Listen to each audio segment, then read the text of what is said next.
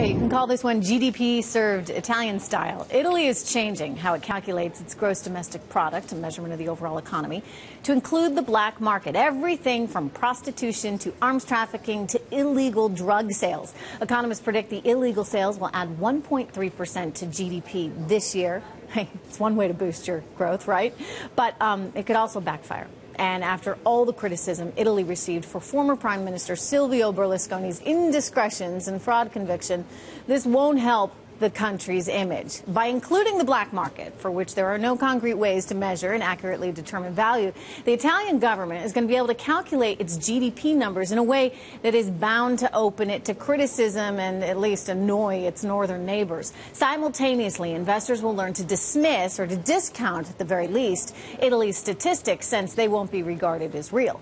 Now, the reason Italy is becoming creative with its accounting is because it wants to, and the European Union needs it to, look better on paper. After all, a larger overall economy will enable Italy to lower its debt to GDP ratio, which is, of course, an essential part of meeting the EU's financial standards. So theoretically, this should enable Italy to borrow more money.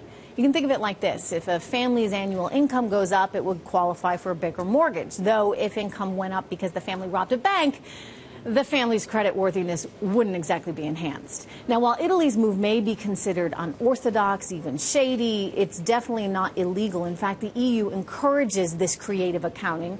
In order to give countries like Italy a lifeline, new EU rules require member states to include the value of all income-producing activity in GDP calculations, and illegal activity is often an income-producing activity.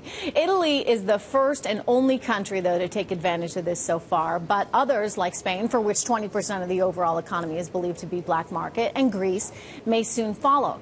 The beauty of the black market, at least if you're the borrower, is that its value can be interpreted however you want. So in the U.S., for example, the illegal marijuana business is estimated to be worth between $10 billion and $100 billion. That is a pretty big spread, and it all has to do with how an economist actually measures those numbers. So if you're an economist in Italy who needs to make your economy look better, you'll want to go with those liberal calculations. But the truth is, no one really knows. Bottom line here, the real danger in padding GDP with black market activity is that it will cement the distinction between the more austere outlook of Northern Europe with the so-called La Dolce Vita lifestyle of the southern neighbors. You can read more in my USA Today op-ed column out today.